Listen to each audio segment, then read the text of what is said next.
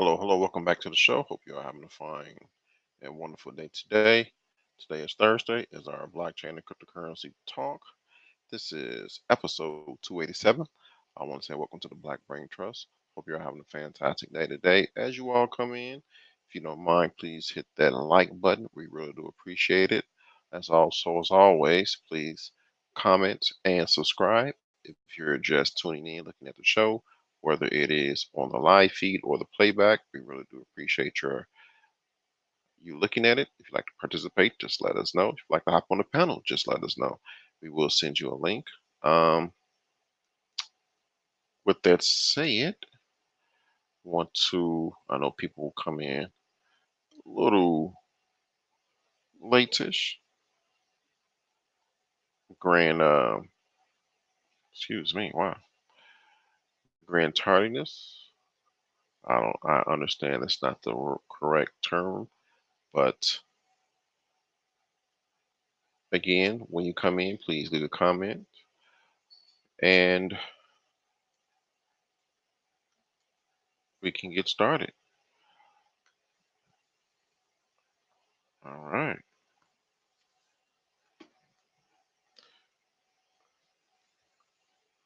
All right. So, as I said already, this is welcome to the Black Brain Trust. This is episode number 287 of blockchain and cryptocurrencies.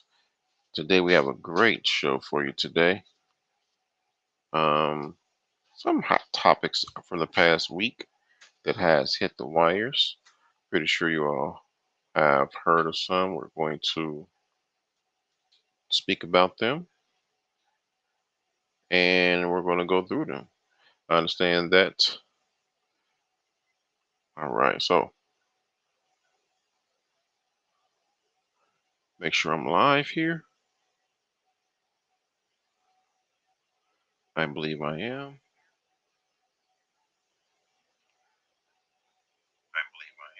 All right, that's confirmation. So, how about we get this thing started? Let me share my screen.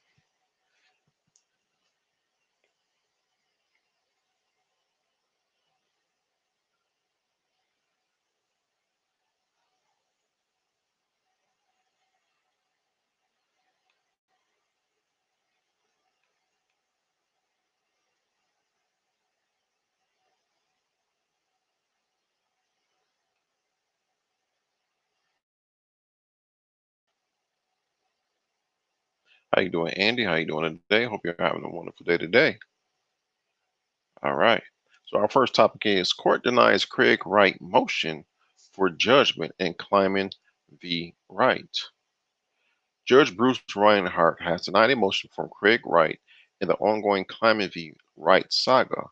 Wright apparently filed for a judgment on the pleadings in a two-pronged attack, neither of which met with sympathy from the court. The court issued its decision on August 15, as stated in the court document. Wright presented a factual attack, which was that the court lacked subject matter jurisdiction. For his facial attack, Wright argued that Kleiman's estate failed to properly specify the citizenship of its parties. These attacks were aimed at the Kleiman estate's Second Amendment complaints, or SAC, against Wright. In his rulings, Reinhardt expounded that both these facial and factual attacks hinge upon Wright's allegations about W&K Info Defense Research membership.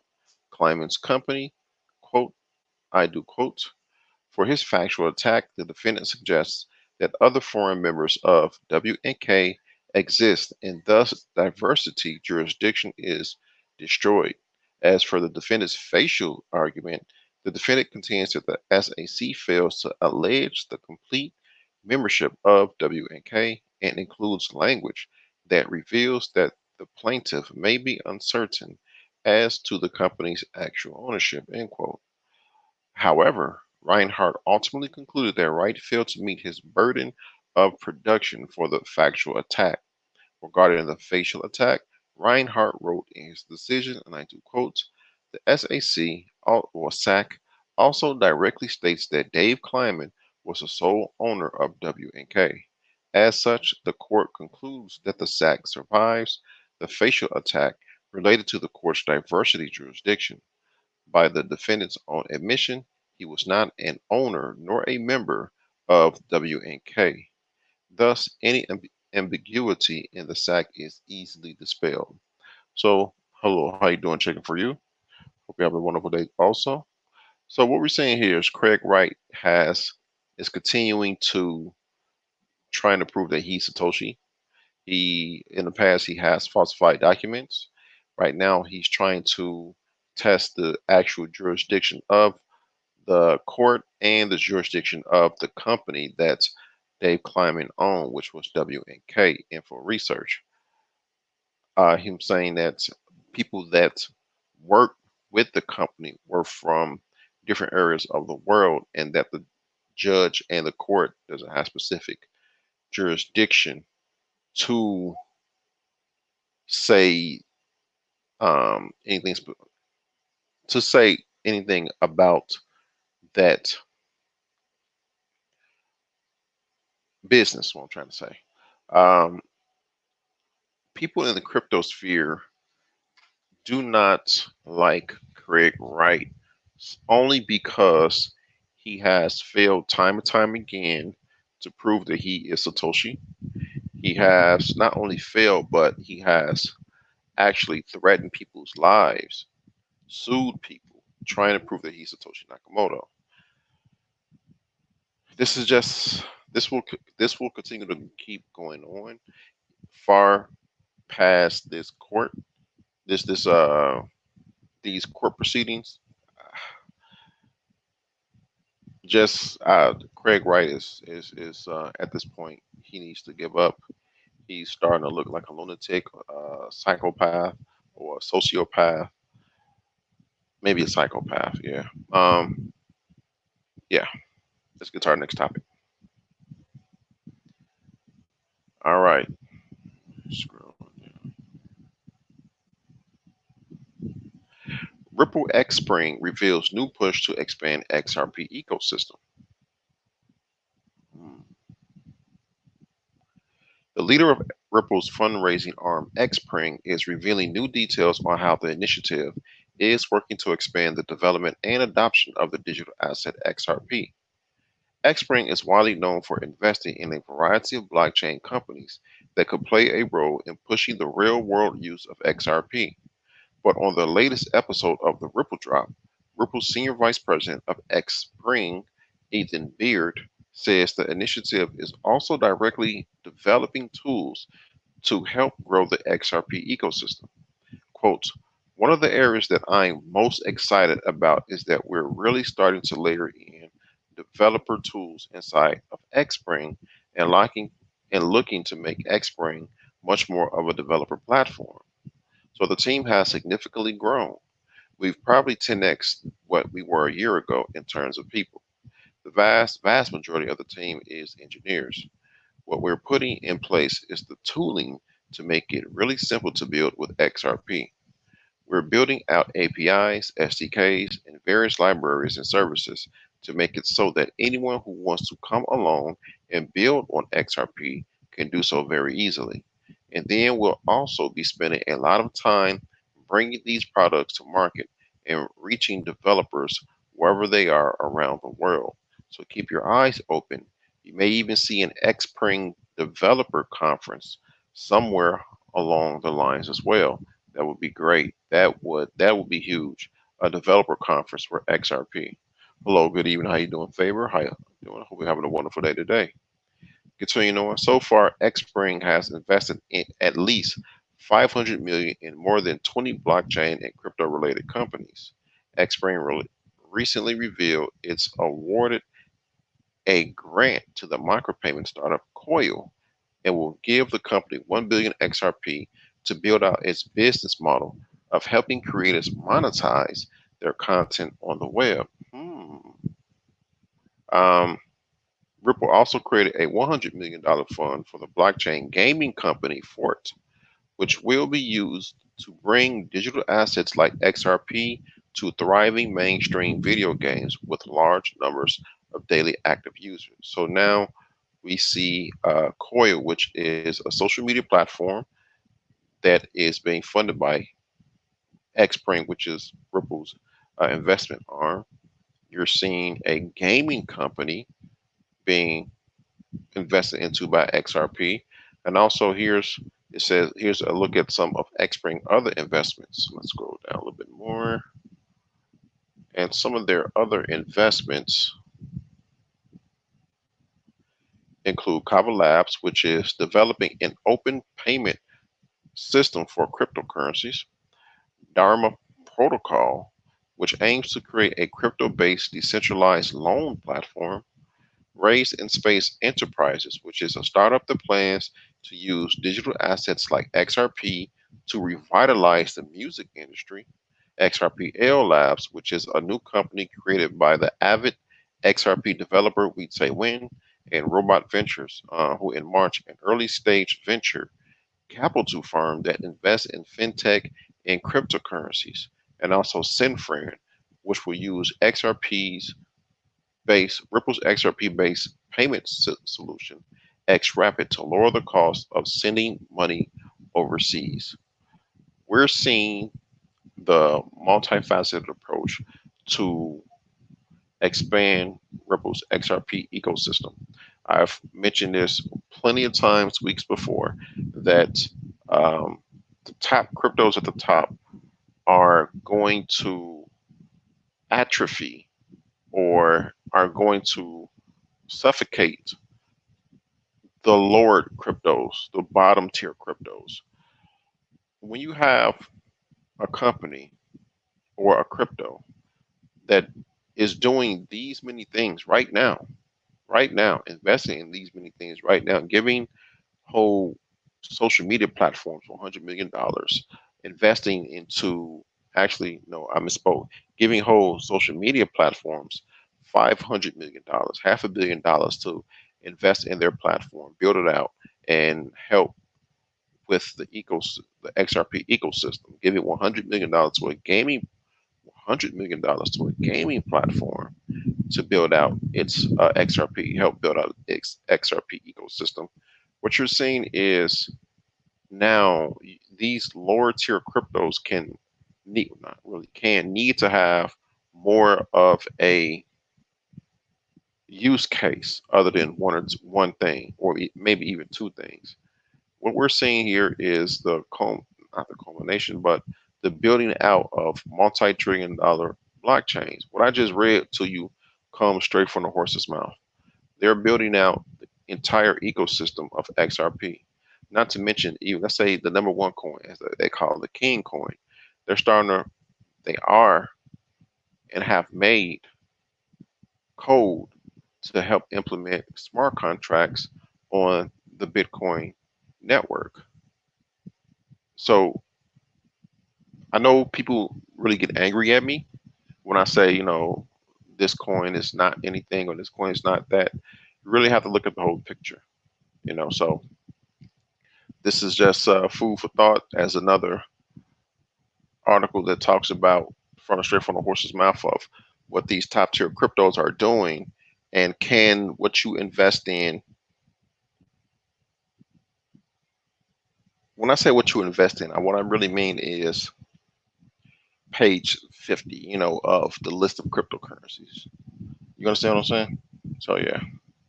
Faber says, when the president of the European Central Bank backs you, I don't think you need much more proving than that. I don't know how high it'll go, but XRP is here to say, I agree with you. I wholeheartedly agree with you. And you just proved another point that I say. You have high government, high institutions that are investing into these top tier blue chip cryptos. Why not hitch your ride on that? They're still low to invest in. Again, I have to reiterate this. We are not financial investors. We are here talking about what's going on in the crypto sphere. To find a financial investor in your area, go to cfp.net and put your zip code in the city, and the platform will find a certified financial planner in your area. So again, why not hitch your ride on, or hit your wagon on, how you doing, DE Raptor? How you doing today? Hope you're having a wonderful day today. Why not hit your ride on what these governments are talking about constantly, day in, day out? Next topic is the new IRS warning letters target crypto investors who misreported trades. This is a longer article, so I will break it down a little bit more. Before the IRS, a couple of weeks ago, the IRS have been sending out warning letters to investors who has not reported on their gains from cryptocurrency from 2013 to 2015. The information they got, how they got the information, they got it from Coinbase. The What's going on now is they're sending out fresh letters. The problem comes into a simple, with these new fresh letters, the problem comes into a simple mistake. What's been going on is investors who file their taxes have been filing their taxes on the wrong paper or on the wrong document. To give an example, and give an example to this down here, I believe it is down here. It goes on to say, quote, the amount on the form. So he described how filing the merchant form could lead to a trader receiving the CP 2000, which is the new rollout, or the new IRS letters. It's called the CP 2000. And these people who have been filing their taxes have been filing their taxes on the merchant form, which is the wrong form. So it says he described how filing the merchant form could lead to a trader receiving the CP 2000, saying, and I do quote, the amount on the form, what they're doing is, if I make a trade for $100,000 on a platform, I buy one Bitcoin for 100,000 and I sell it a couple weeks later for 90,000, I could have a $10,000 loss. But I have a 1099K that says I received $90,000. So a lot of, according to some CPAs that are in the crypto sphere, the problem with this new round of new IRS warning letters is investors are filling out the wrong form saying they have received large gains, but in actuality, they've received losses. All right. Oh, I did have a great day today. Thank you for asking, the Raptor. Thanks for asking. So, just I would say just make sure, if you when not if when you do file your taxes, make sure that you're filing on the correct forms. Certified your certified CPA, certified public accountant, should help you in that. Let's get to our next topic. All right, Santander expanding Ripple-powered payments after volume triples. Spanish banking giant Santander plans to expand Ripple-powered global payment solution in Latin America, a Santander spokesperson told Cointelegraph on August 19. Citing rising transaction volumes, Santander wants to expand Ripple's X-current technology to a number of Latin American countries after first introducing the technology in Spain, Brazil, Poland, and the United Kingdom in April 2018. Specifically, the bank intends to enable zero-fee transactions from unspecified Latin American countries to the United States via a service included in banking apps called OnePayFX. To date, only customers in the UK and Spain can send money to the US through OnePayFX. Based on Ripple's X-current technology, OnePayFX is independent from XRP and does not need the digital currency to work. The excuse me, the Santander spokesperson explained to Cointelegraph.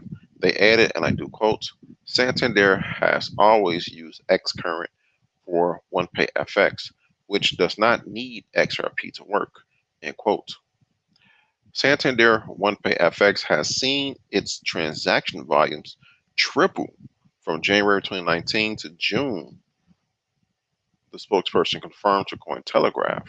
But while Santander has not revealed when it expects to start rolling out the technology to Latin America, the bank reportedly plans to bring OnePay FX solution to the U.S. to enable American customers to send money abroad. Apart from OnePay FX, Santander is also developing another international payment service dubbed Pago FX, which will be available for global non-Santander clients. Hello, Dollar Will. How you doing today? And hello, the Black Cyber Network. How you doing today? Hope you're having a wonderful day today, or had a wonderful day today. So we're seeing now banks, the largest, one of a banking giant,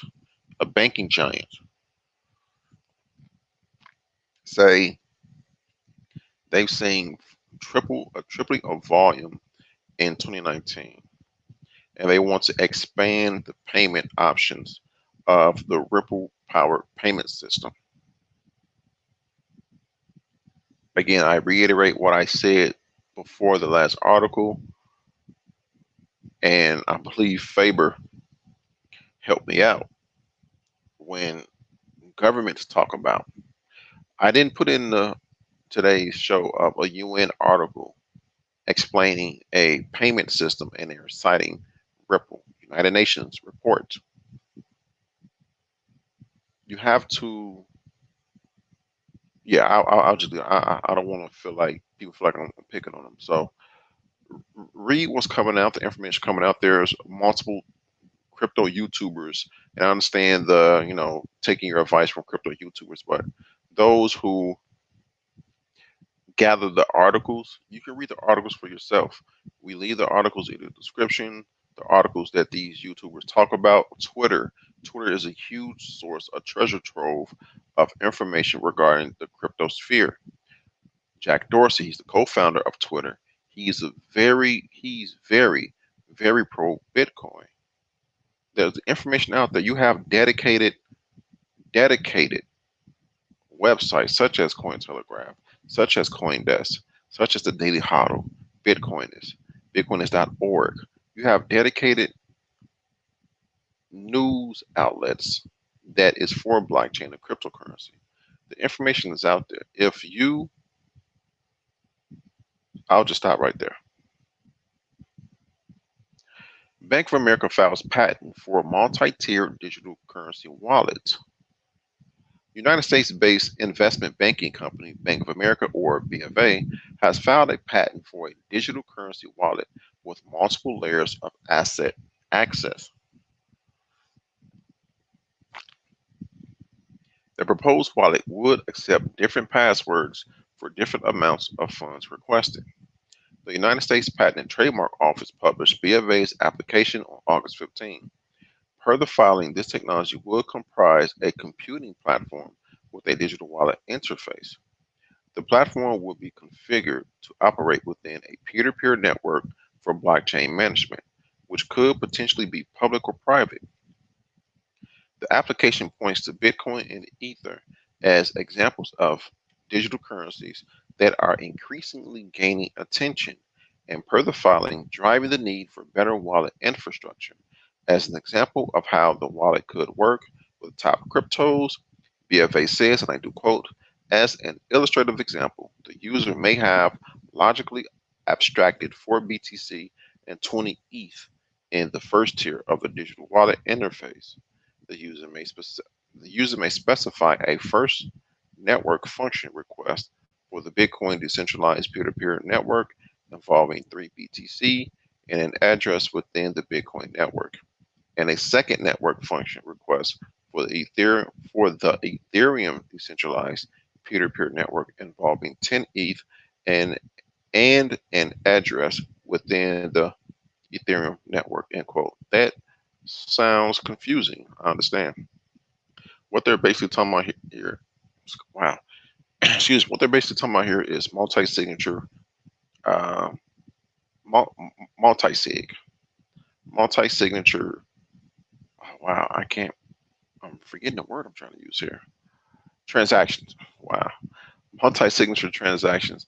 Multi transactions within a wallet that they're designing or patent to designing. So I'm trying per the article that they're going to allow you to keep your cryptos or crypto-like cryptos in there and allow you to send different cryptos to different addresses at the same time, allow you to encrypt or password protect different layers of the wallet so people cannot access a part of the wallet that has more Bitcoin or more Ethereum or more XRP in the wallet. According to the filing, there are currently a number of issues with cryptocurrency wallet security, particularly in regard to private key management. Namely, private keys held by users are susceptible for theft or mishandling, and private keys held by third parties are no longer wholly owned by users. BFA believes that their multi-tier wallet system would be more secure than current wallet systems. I've been hearing that people think that they're trying to do away with the not private, public address, make it simpler. Just send like I'll give an example. You want to send me money, send it to my email address. I'm not saying they're going to use email address, but they're going to use something as simple and not as complex as a pseudonymous string of letters and numbers. Now, get this right here: a patent for settlements.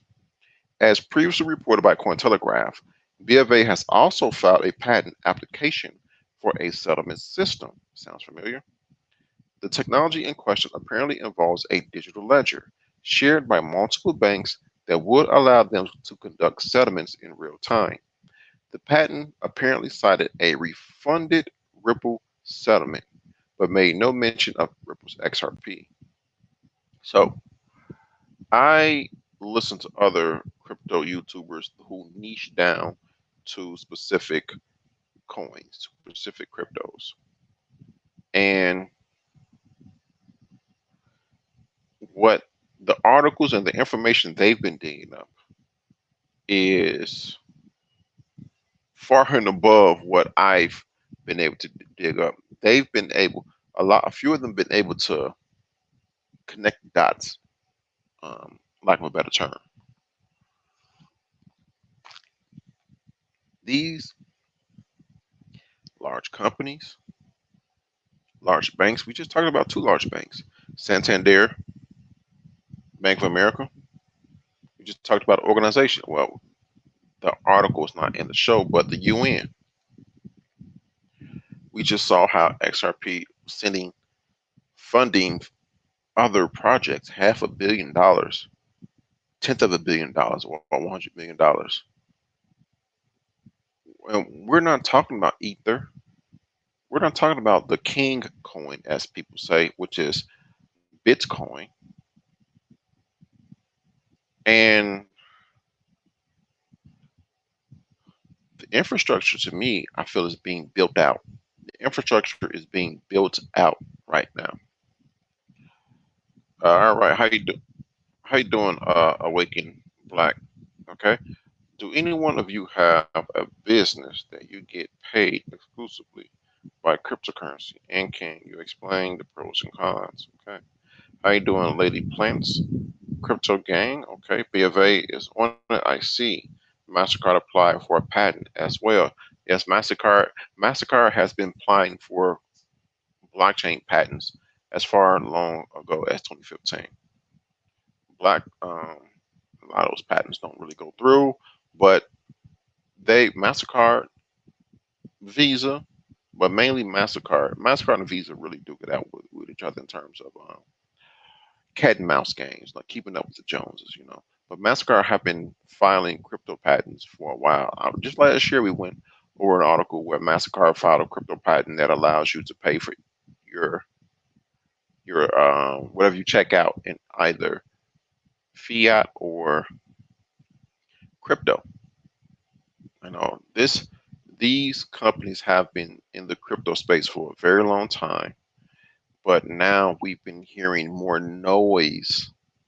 We've been hearing more noise about what they've been doing in the crypto sphere. It's almost the saying almost comes true of by the time you hear it, it's too late. But I don't think it's too late. We're the the tin can is banging against the bars louder and louder. I will leave it at that. As always, hope you are having a great day today. We do have a great show for you today. If you haven't already, please hit that like button.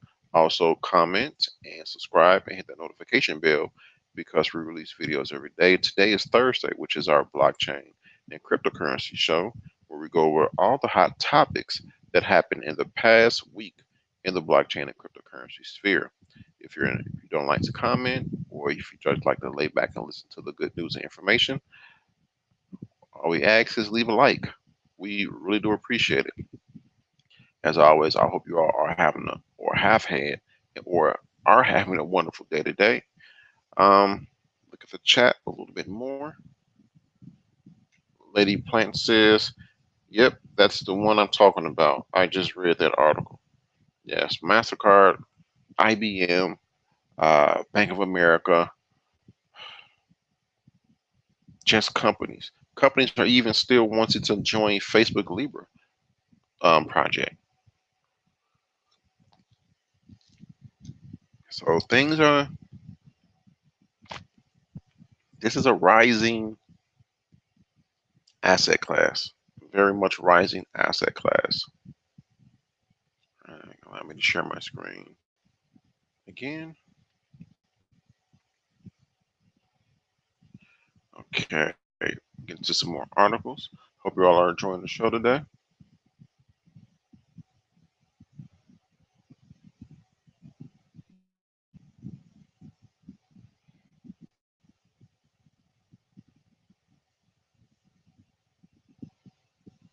All right. So, New York court rules that state attorney has jurisdiction, over Bitfinex. The New York Supreme Court has ruled that the New York Office of the Attorney General, or NYAG, has jurisdiction over cryptocurrency exchange Bitfinex. According to a court filing on August 19, this will allow the NYAG to continue its investigation of the exchange over allegations of fraud and misleading investors. In the filing, Judge Joel Cohen dismissed a motion by Bitfinex to terminate an action by the NYAG that would prosecute Bitfinex under a New York law, which is the Martin Act. The NYAG originally alleged that Bitfinex and associated stablecoin firm Tether covered up a $850 million loss and, in doing so, misled investors in the state of New York.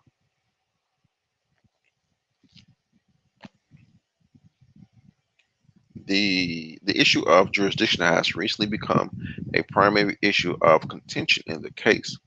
Legal representatives for both Bitfinex and Tether have previously submitted documents to the court stating that neither firm serve customers in New York, which has a uniquely stringent regulatory regime for cryptocurrency. So let's give some backstory on this case, on this story. A couple months ago, or earlier this year. First off, Bitfinex and Tether are owned by the same company, iFinex. They share sharing C-suite officials, chief this or chief that. Top chain of command. The two businesses share sharing board of directors. That what I'm trying to say. Sharing members. Bitfinex had a total of $850 million of their funds in banks, not seized, but frozen, from three banks in three different countries. Tether loaned Bitfinex $900 million to cover their losses. That's a problem because Tether is a stable coin. When you give another entity, it doesn't matter if they are under the same company umbrella, $900 million. That leaves a gaping hole for people who want to redeem Tether for something else. Who want to redeem Tether for Bitcoin or Ethereum or XRP or Binance coin, because the funds will not be there. The New York Attorney General's office, or the New York Attorney General, Letitia James, then said that, hey, we have proof that you are serving New York investors. New York, the state of New York, is very stringent, just like the article said, on allowing cryptocurrencies to serve New York investors. If they do not have the New York bit license, you cannot serve New York investors. Very few crypto startups and exchange have the bit license. Coinbase and Gemini does. A few other people do. Bakkt just received theirs. That's why they're able to launch their physically delivered Bitcoin futures contracts.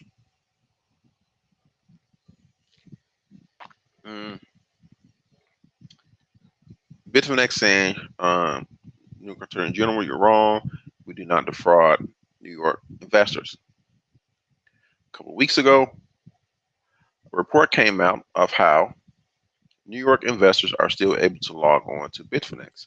Only thing they have to do, once asked, hey, are you a resident of New York? Click no, and the doors will open. There was an investor who put his username as I am a New York resident, all one word. The prompt asks, hey, are you a New York resident? He clicked no, and he was let right in. He transferred money on the exchange. I think he did a trade and came right back off. So now you're seeing the judge saying that the New York Attorney General has jurisdiction over Bitfinex. Not a good look. Not a good look. All right. Self-declared Satoshi Nakamoto unveils identity in final edition of My Reveal. So a person came out that said he's Satoshi Nakamoto. He came out and he posted information on his website, SatoshiNRH.com. It's been making the rounds. Not too many people have been talking about it. I haven't read it myself. I've listened to a few other videos of people who read it. It's a good read. As far as me believing he's Satoshi, I don't know. The gist of it, he's a Pakistani, and he said that the reason he didn't come out as Satoshi because at the time Pakistan was not seen in a pleasant light in America and the world.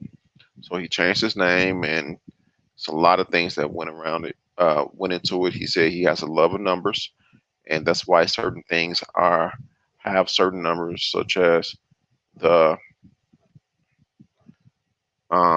day it came out, and it's a entire long read. So I'll leave a link in the description to this, but I would say it's a good read. As you all know, I went over on my channel and I did read another story of another person who could be Satoshi. That one, okay, these stories are starting to be nice written books, short stories, nice short stories you can read, because not too many people take this serious. They say that if you are the real, it said that if you're a real Satoshi, just sign a transaction with the original with the private key, because there's I say 980,000 Bitcoin or a million Bitcoin, people run to a million, that are Satoshi's Bitcoin, and that has a private key, public address.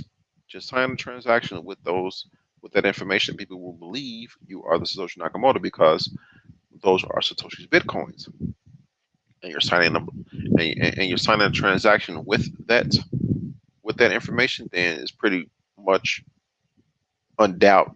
Well, it's hard to doubt against that. This is a good read, so you can read it. It reads like a very good short story. It has captivating hooks and go at the highs and the lows. So a lot of people not believing he's Satoshi. He's saying the reason why he doesn't have the Satoshi Bitcoin is because his hard drive was replaced. So yeah, the reason I put it in is because it's actually a really good read. This actually is a really good read. For even though I said I didn't read it, the videos I've been looking at, people reading it, they really made it sound like, okay, I got to read this. I'm going to read this, but yeah, just take it with a grain of salt, if you will or not. Yeah. All right, let's get to our next article. We're moving right along here. Max Kaiser calls Bitcoin the key to freedom for Black Americans. He has said this before, actually, back in 2013. He said something like this before. Max Kaiser, co host of the Kaiser Report, a financial program broadcast on the media network RT, says he believes Bitcoin can battle white supremacy and the subjugation of Black people in America, who make up a disproportionate number of its prison population. Responding to a report by NPR about mass incarceration and the racial makeup in the U.S. prisons, Kaiser told his 228,000 followers on Twitter, quote, Bitcoin represents the single greatest opportunity ever for blacks in America to emancipate themselves from the entrenched white supremacists who have always run the country, end quote. While Kaiser calls out how Bitcoin can benefit a particular group, proponents of the leading cryptocurrency often describe Bitcoin as a social revolution with the power to battle government monopoly on money and transfer wealth from the 1% to the remaining 99%, including the poorest 25% of the global population that remains unbanked and cut off from the traditional financial systems. By redefining money, how it flows, and who governs and distributes it, Bitcoin and peer-to-peer decentralized network that operates without a middleman or central power in both a technology and a social construct that challenges the ways of corporations, governments, and central authorities. So he's like I said, he said this before. Actually, there's a YouTuber I follow, crypto YouTuber. His name is Crypto Blood. He actually interviewed Max Kaiser. Crypto Blood interviewed Max Kaiser in Detroit. He met up with him in Detroit on a tour of Detroit, and he interviewed him. And he went into depth more about his statements. I agree. That's the short answer. I agree. The long answer is with traditional stocks, not everybody will invest.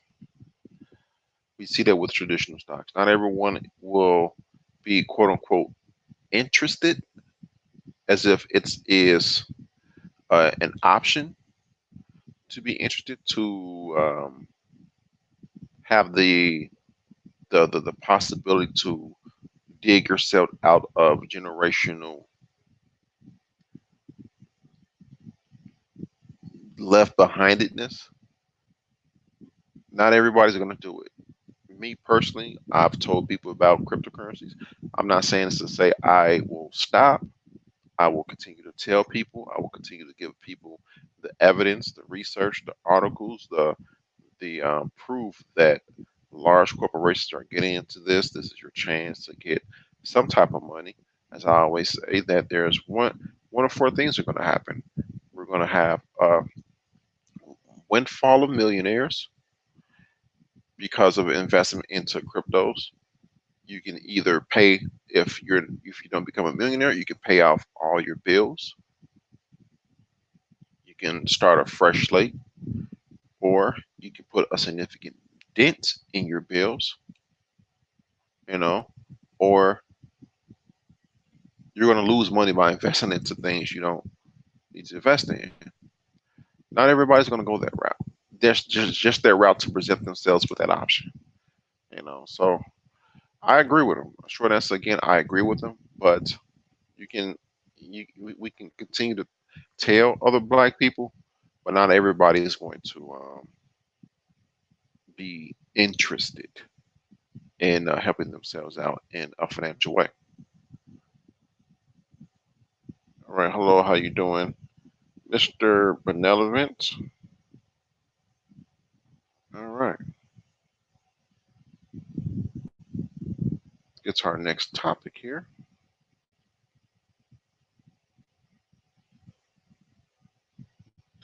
So, Ethereum is photonic computing. Crypto is much bigger than just Bitcoin. All right, scroll down. Let me scroll down here.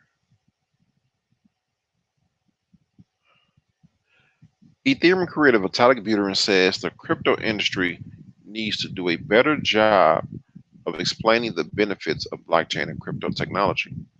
In a new interview with The Star, Buterin talks about the use cases for the emerging technology, which include decentralized finance, gaming platforms, remember XRP, digital identity, healthcare, voting, fundraising, security infrastructure, and more.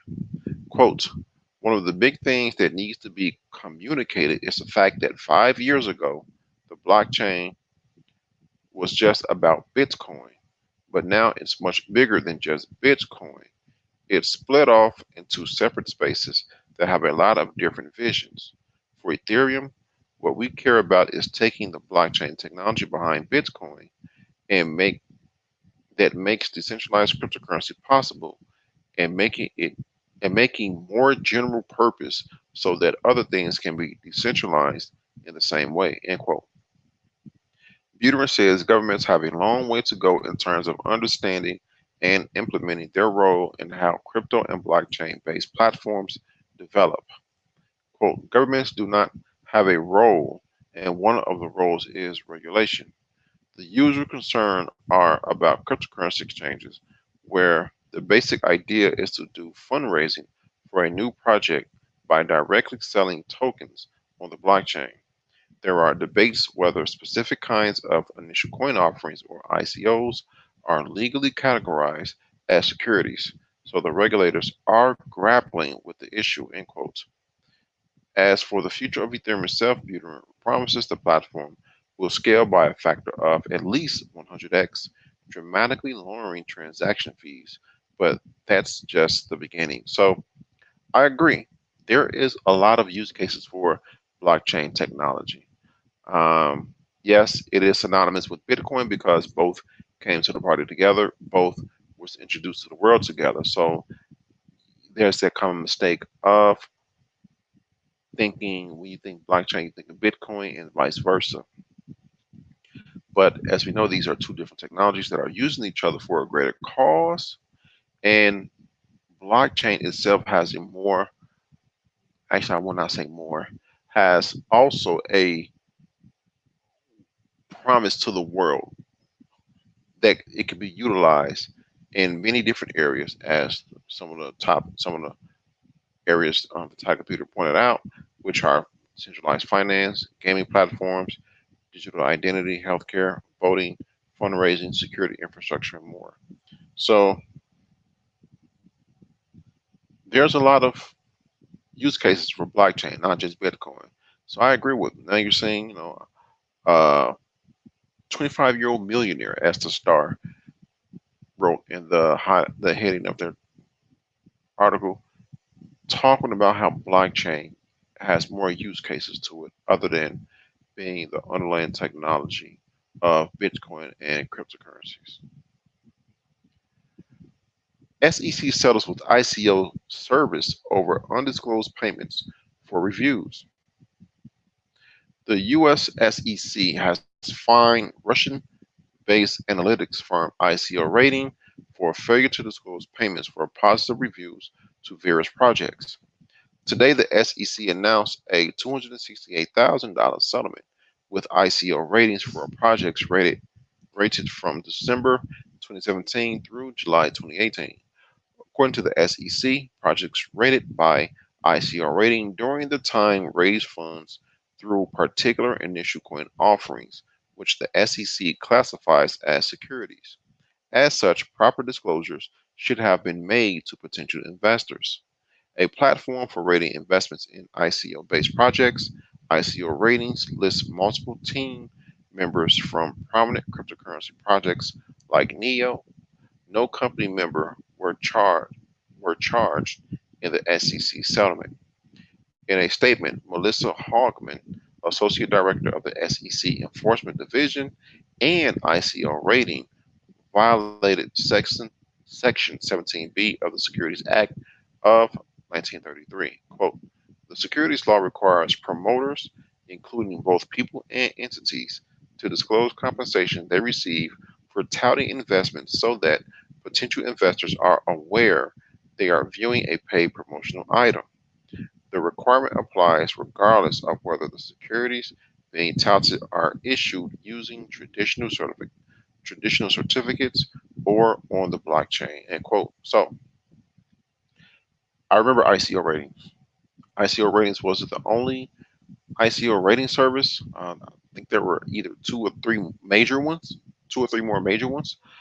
But what happened during the ICO craze of 2017, these rating services listed, not only did they list what ICOs were out, what ICOs were coming out, what ICOs were still in their funding rounds, the links to them and everything. There was a whole site or sites targeting this. This article says the ICO ratings was from December 17 to, it says July 2018, which sounds about right. But there were other ones that talked about this also. I think ICO ratings was around before December 2017 also.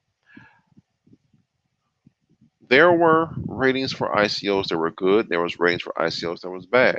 What this article is pointing out is ICO ratings receive cash payments or crypto payments to give some projects a higher rating, some crypto ICO projects a higher rating to boost their numbers. 3 out of 5, 4 out of 5, 5 out of 5, more stars. Again, people invested in these things not knowing this, and a lot of people lost money. If it was a 3-star crypto project, then giving money to ICO ratings got them a 4 or 5-star. Remember the article we went over of how a Russian fellow worked for a company and their sole purpose was boosting the 24-hour volume of some coins, some cryptos, and he started his own company doing the same thing. And this was back in 2017. Well, compound that with this. People paid them to boost up their 24-hour volumes or trading volumes in order to be listed on certain exchanges, in order to have a listing on Cointelegraph. There's a lot of coins out there. Not all are on the up and up. I know for a fact there are more than a handful of coins that are dead in the water. These are the articles you need to read. These are the things you need to know and team up with other people who are deeper than you in the crypto sphere. You can trade information with other people, make connections, oh, I didn't know that, well, that makes sense because of this. And it'll be another one of these. It'll be more because they're doing a proper bull market. Guess what's going to happen?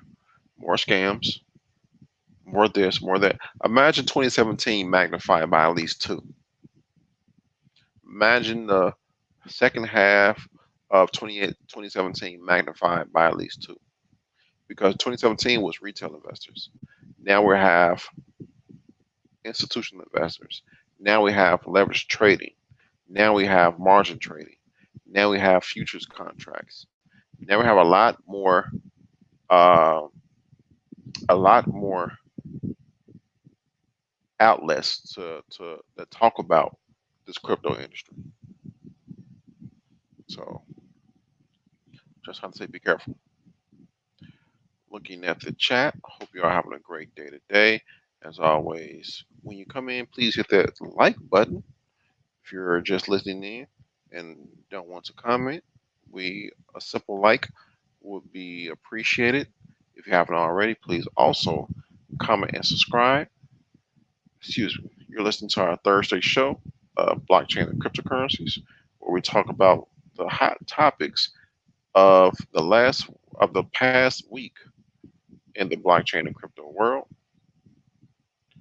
Um, my name is Lionel. I am I'm trying to get something right here. I'm the host of the Thursday show. And with that said, looking at the chat to see if anyone had any questions or comments. I guess everyone is listening. So we will march right along to the last two articles on the show. Let me share my screen.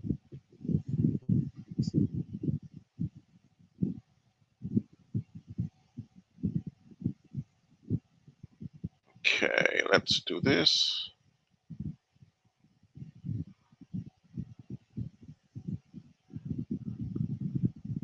All right.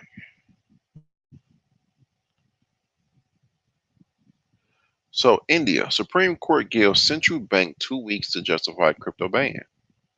What was shot at there? India Supreme Court has slammed the country's central bank over its handling of a cryptocurrency business ban and ordered it to address complaints. In the latest session of an ongoing hearing into the actions of the Reserve Bank of India, or RBI, on August 21, the court ruled that officials had not appropriately responded to concerns from the cryptocurrency industry over its actions. The RBI forbade banks from servicing crypto operators, such as exchanges in July 2018, effectively stopping such platforms from continuing to operate in India. On Wednesday, the move came in for severe criticism from Supreme Court Justice Rohinton Fali Nariman. As summarized by advisory resource Crypto Canoe, which was present at the hearing, Nariman gave the RBI just 2 weeks to justify its actions. Now, Justice Nariman questions RBI why you have not properly responded to the representation. You just said that we are forwarding to government angrily. We're forwarding to government. Angrily says this is, wow, this is written. Wow. Angrily says this is not an answer. One update on Twitter read. So, backstory on this. A few months ago, we got word of India drafting the bill saying after 90 days, it's going to give its citizens 90 days to ditch all their cryptocurrencies. After 90 days, if anyone is caught holding cryptocurrencies, then they will give them up to 10 years prison sentence. The government denied that the drafting of that bill, but as weeks went on, more information came out saying that bill was actually, or that draft was actually true. Now the Supreme Court is blasting the government for blocking or drafting the bill and hurting crypto startups in the country. A few weeks ago, a analyst said that if India passes this bill, they can lose out on billions of dollars because now you have crypto startups leaving the country, you have investors leaving the country, the jobs and investment those people would have made to your country. So now you're seeing the Supreme Court blasting India because, in essence, they're harming India by having this bill, by having this um, the draft of this bill and forcing exchanges, forcing people to exchanges to shut down, crypto startup firms to shut down or leave the country, and people to ditch their cryptos. So the central bank, or no, the Supreme Court is saying, no, you haven't responded to our replies, saying why you're doing this. So as again, more information will come out on this. This is getting interesting. This is getting interesting. How you doing, Dollar? Well, thank you for listening. Appreciate it. This right here is getting interesting. So we're seeing two entities within one country have different opinions when it comes to cryptocurrency. You have the government they don't they want to ban cryptocurrency, and you have the Supreme Court that wants to know why you're trying to ban cryptocurrencies. All right.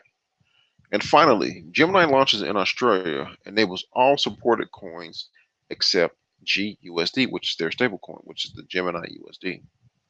The Winklevoss twins crypto exchange and custodian, Gemini, is expanding to Australia, enabling residents in the country to use its platform to buy, sell, and store crypto. Australian residents can now download the Gemini mobile app on iOS or Android to trade major cryptocurrencies, according to a press release shared with Cointelegraph on August 21.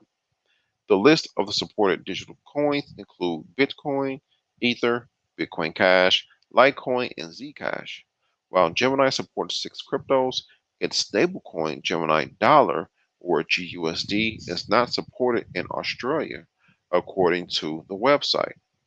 Apart from Australia, Gemini currently serves a total of 49 states in the US, as well as Washington, D.C., Puerto Rico, Canada, Hong Kong, Singapore, South Korea, and the United Kingdom. The news follows a recent report that Gemini founder Tyler and Cameron Winklevoss are open to joining Facebook cryptocurrency project Libra. Cameron reported that Libra is a step toward the mass adoption of crypto, expressing confidence that one day the world will not be able to live without crypto or imagine a world before it. In June 2019, Winklevoss saw their fortune, Winklevosses saw their fortune more than double to reach 1.45 billion as Bitcoin hit a 17-month high of more than $13,700. Um, yeah. Congratulations to the the Winklevoss twins. The Allow me to read this. Founded in 2014, Gemini is reportedly the world's first licensed Ether exchange and is currently a trust company regulated by the New York State Department of Financial Services, which is the same department that says that Bitfinex did not get the okay to service New York investors. Recently, Gemini hired cybersecurity expert David D'Amato as its new chief security officer. So, the Gemini twins, when they do things that the information that comes out on the things they do is not exciting. They come out, Gemini Exchange come out, the Winklevoss twins come out, and say they've done this, we've done that, but the news is not exciting. It's not eye catching. It's not mouth drooling of wow. The Gemini Exchange with Winklevoss twins and the Winklevoss twins have done this. Wow. But I will say this: the things they've come out with steadily are impressive. They've steadily shown to their ability to build out on the crypto sphere. I will say that, and um I will say that the Winklevoss twins are have impressed me with their ability to come out more and more things. A lot of people may not like them. I don't know them personally. I'm just saying that what they've come out with, I understand their exchange is the 81st largest. They don't have a lot of cryptos on their exchange, but what they've come out with is pretty stand up-ish in my opinion. All right, to get to the market caps, the current crypto market cap is 267 billion. Bitcoin dominance has slipped to 67.44%. Bitcoin is at $10,093. Ethereum is at $194, below the $200 mark, and XRP is sitting at 27 cents. We thank you all for tuning out. We hope you all had a wonderful time. A great show. Enjoy the great show that we had. And with that said, I hope you all have a wonderful rest of your day. And I will catch you guys on the next one. Peace.